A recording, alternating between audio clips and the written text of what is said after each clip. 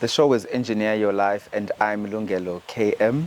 Today's episode will be a little bit different. I have to respond to what you guys, as the loyal viewers, some people call themselves the life givers, but if you're just a viewer, thank you so much for tuning into yet another episode.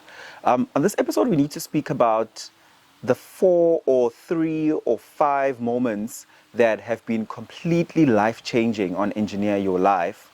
And I'm going to share these moments with you because they've completely changed my life. The conversations I've had with these guests have changed how I perceive certain things. They've even changed my day-to-day behavior in how I act, in how I embrace myself, and the decisions that I've taken. Remember that Engineer Your Life is about educating and not just entertaining. So these particular moments that I'm going to share with you now have changed my life completely. Enjoy this episode. So there are aspects of my life that I will never reveal, that are between myself, my family. On the third On day. the third day, sorry. that one, yeah. Like Christ himself. What was that about? I don't even And know. you went to I don't a fancy know. restaurant in a beautiful place in South Africa, and he Hostel, left you with love them, 7,000 rand. babe. He's not circumcised. I was told, I mean, not just from Mabafundis and all of that. I mean, I heard the audible voice of God. It wasn't a decision. It wasn't just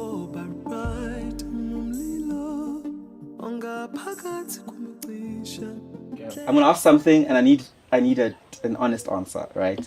In the backdrop of your music career is the celebrity element of being Okaya, ne? And that comes with a lot of public scrutiny that is sometimes very overwhelming, right? 2019, your personal, intimate life was under a lot of scrutiny from the public, from the media, and a lot was being said about you. What was your source of strength, and how much of it was actually true to the extent that it affected you? Look, I've been in the media space for over 12 years now, and I've learned very, very important lessons that what is private must be private, and if it happens to come into the public domain, it's important for us to always maintain a sense of privacy. It's healthy. Do you know what I mean? So there are aspects of my life that I will never reveal, that are between myself, my family, and my God. Yeah. Do you know what I mean? And then I think that's sacred. It creates some sort of sacredness to life, and I can get to be sane, and live a life that's normal. But to answer really your question directly, my source of strength was really my family. I've drawn so much strength from my parents, and especially my father. My father is a very quiet man, but once he opens up ukhuluma nawe, because he doesn't speak often, you lean in And you listen to hear what attentively. ufuna ukuthini, because Yes. he doesn't open up his mouth naturally. So there are things that he said during that period in my life that were therapy to me, and they stick out more than the actual therapy sessions I've had to attend to live through that moment. I get you. So my source of strength has been family, and the interesting thing about what you're saying, that when I went through my divorce, in that beginning of the year, we went into lockdown. Yeah. So I was in my house for Alone. 8 months alone. So I went through all the motions to deal. You had to face them I had to directly. face them Yeah. directly. I couldn't hide on traveling. I couldn't be gigging. I couldn't be busy. I had nothing else to do but to stare myself in the mirror and fix the man that I was not happy about. And so that was a big chunk of my life in that period. And I had to learn to center myself and begin to draw strength from uNkulunkulu and draw strength from my family. Well, just on the backdrop of your divorce, it means you and Untando are co-parenting now. Something I read from Michelle Obama's memoir, she said that parenting is a verb. Being a father is a verb. It's not about just sending money. It's not about you're Kaya. You can afford to just send money and say, Ntando, do it. Sure. Ntando, wherever you are, wherever in the country you are, I spend a lot of time in KZN, you're doing your own thing. Sure. You and Ntando are co-parenting, man. The things we are seeing, you guys are doing it really well. How's that journey been for you? We made up our minds a long time ago that we're going to be parents. we're going to be parents. Yeah. I'm not going to be a parent alone. She's not going to be a parent alone in her own silo. We are going to be parents and raise our son in the best way that we possibly can. So that has been amazing. It's been an amazing experience for the both of us then, so that we can have this young man that we can be proud of, that we can look to and just give ourselves to him for the little period that we have to influence him and be something that's a positive injection in his life, so that one day when he looks at his parents, he can point to us to say that, no, these people were selfless when it comes to me. We put aside our individual problems and we focused on the one thing that was the main thing. Definitely, to close off this, what you're giving me is the sincerity and honesty of a man who's worked on his healing. I appreciate that. Khaya Mthethwa, gospel musician. He's a radio personality at the moment, and he's just an all-round amazing person who also pastors a church in Umlazi in Durban, South Africa. This particular insert that has just been played is when Khaya was explaining what he went through as he was going through his divorce in the year 2020, and he found himself in a place of solitude. You would remember that this was at the peak of the COVID-19 virus, so Khaya was alone. He had to face his demons, and he had to face every reason, every possibility, every consequence of having a failed marriage. You know, as people, we go through relationships wholeheartedly. Some of us get into relationships without fully preparing for the relationship, or for whatever reasons, external pressures from society, and we end up making decisions based on that. Sometimes our decisions are not well informed because it's the first time doing it. It was the first time that Khaya was getting married.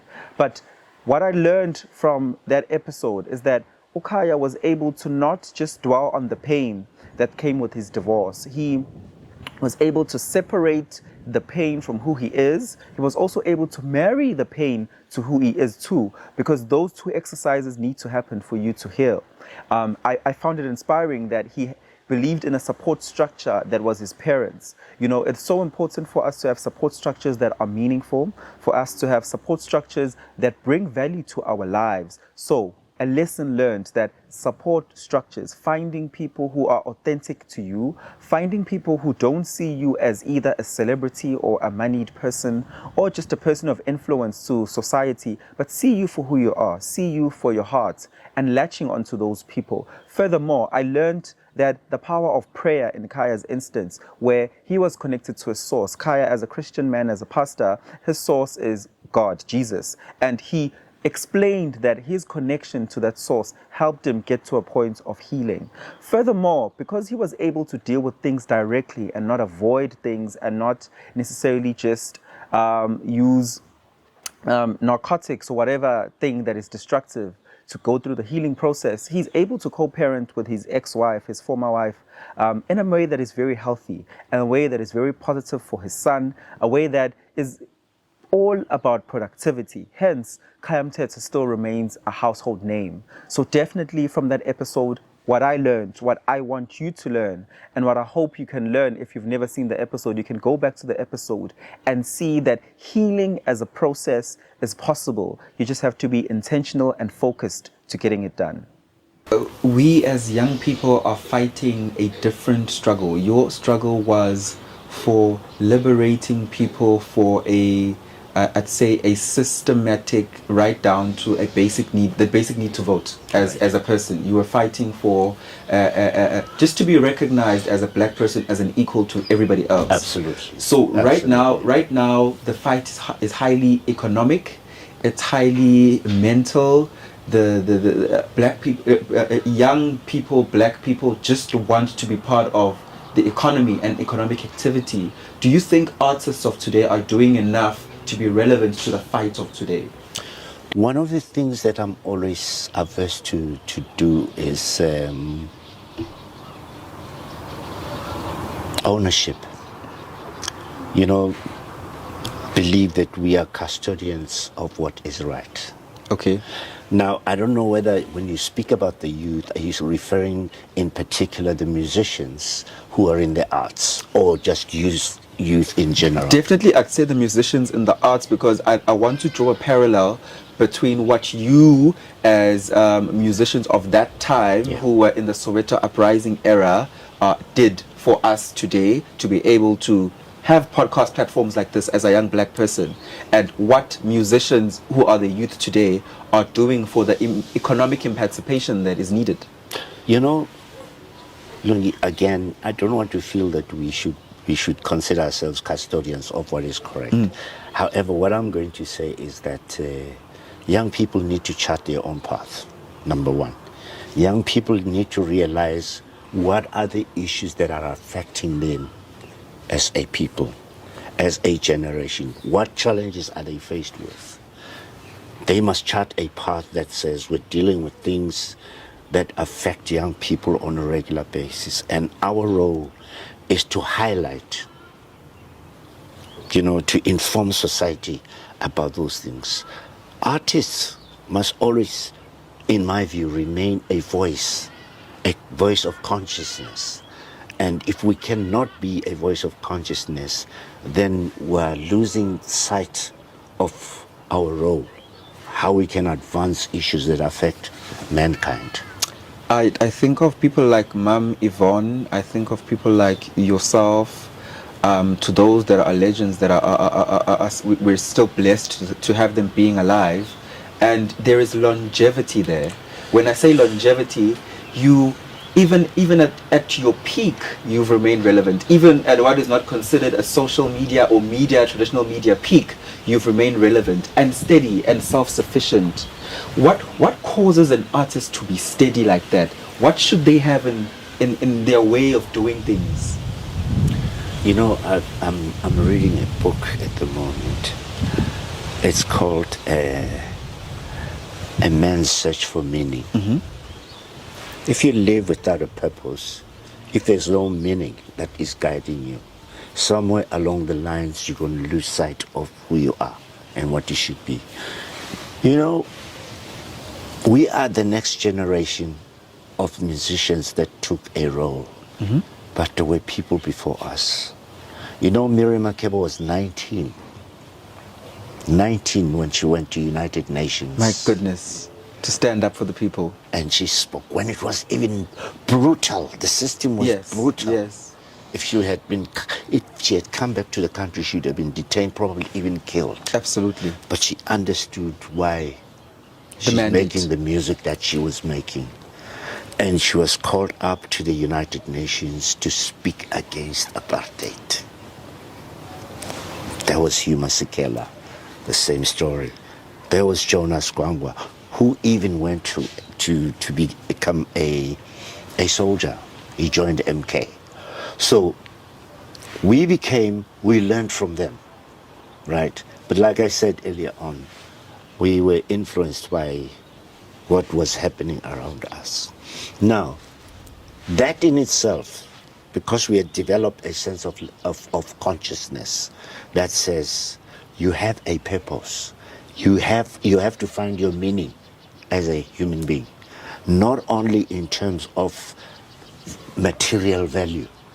What are the values that you hold dear to yourself as a person, and how do these contribute to your society? How do they contribute to your community? Yes. And these are the things that have sustained us long enough. Meaning breeds longevity. Breed longevity. Understanding your meaning. Absolutely. And operating in that meaning. Absolutely. It's now 2022, and we've shifted a lot in terms of what music genres are commercially viable or what people sell or are into. What do you feel is the state of jazz music in South Africa right now? We're in a state of flux. Nothing much is happening in that space at the moment. The media has a very critical role to play. And it's young people like yourself who should develop a level of consciousness and say, what is my purpose as a Lungelo? Yeah. Lungelo has to determine as to whether he's making a difference in terms of advancing whatever music is available. There was a time when Umaskanda was considered country music. Yes. Underrated, undermined, almost Yes. 13 years old. Yes. But it is the international community Yes. that picked up on that music. Yes. Suddenly there was a Paul Simon that came back. Yes. So you guys have got to say to yourselves, I am a broadcaster. In my view, what is it that I can do for music in general? In particular, certain music that defines us as a people. Yeah. That is the most important thing. And if young people cannot do that, and we live a party life all the time, then it will be sad the day we go and then you guys say, you look back and you say, what did we do, by the way? Where is jazz? Where is South African jazz? Where is Makeda Dabashi? Where's Kipi Mukesi? Abdullah Ibrahim? You know, Sipokumete. There was Begim Selegu. You know Begim Selegu? I always perform some of his music. Yeah.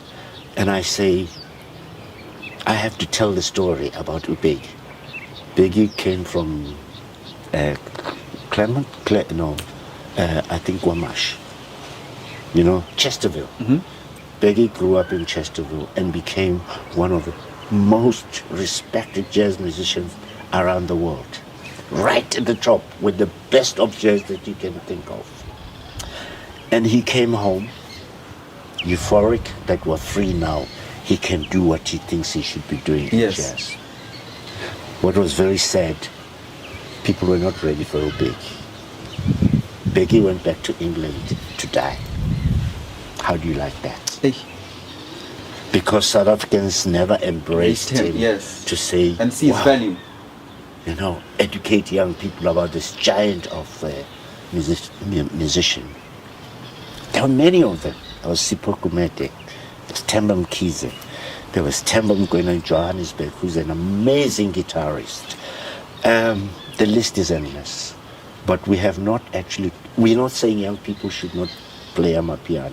You know, incidentally, amapiano, you listen to, there's no piano. There's no piano. It sounds like a lot of drums. Drums and you know, think, Yes. where do we find the piano?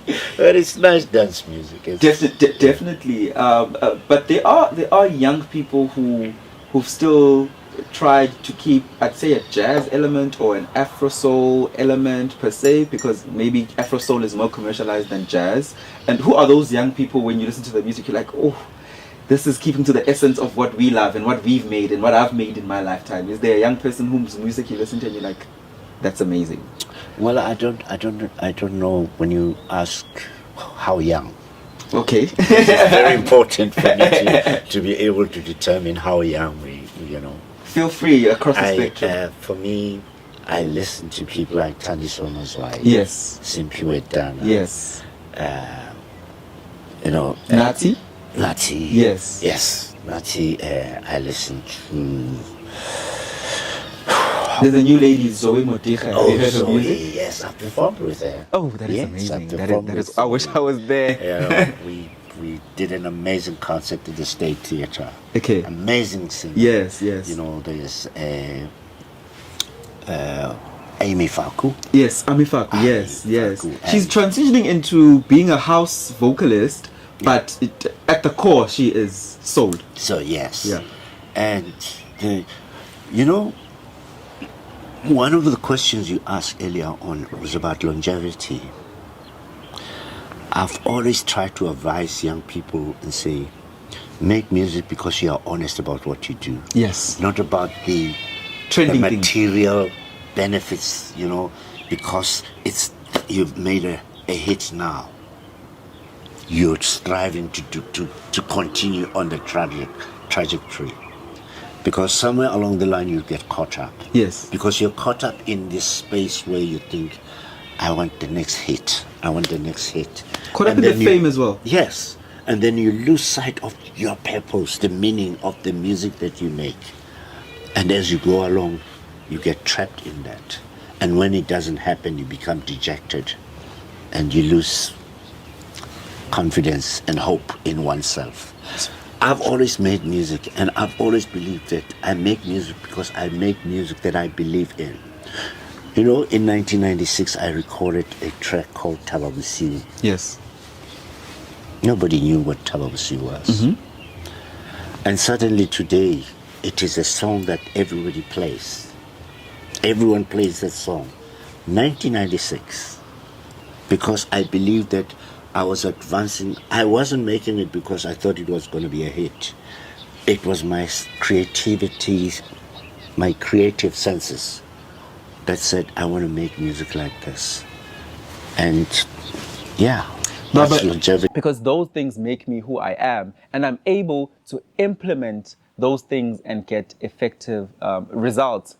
Coming up soon is Valentine's Day, a day for lovers, a day for people who just, I don't know, people who've taken a decision that, you know what, I'm going to be committed to you. I'm going to be committed to loving you. And, you know, for the longest time, Valentine's Day has made some people feel uncomfortable because it makes them feel like, oh my gosh, I don't have a lover. I don't have my life put together. So at the Golden Horse Casino in Pietermaritzburg on the 18th of February, there'll be an event called the Lovers First Dance. In fact, I have this beautiful water that they gave me. I even have this beautiful Shellax wine that will be there on the day as well. It will be available. And these amazing people are creating a day where Lovers First Dance is all about love in any form. So there are packages for people who love each other as families. There are packages for coming as brothers and sisters and siblings. There are packages for people who are actual lovers, married, unmarried, to come there and enjoy the day. There'll be music, there'll be dance, there'll be some bev for those who love a little bit of percentage, and there'll just be beautiful vibes. There'll be great music and yeah, just excellent times. I hope you enjoyed this episode. I'll see you next week.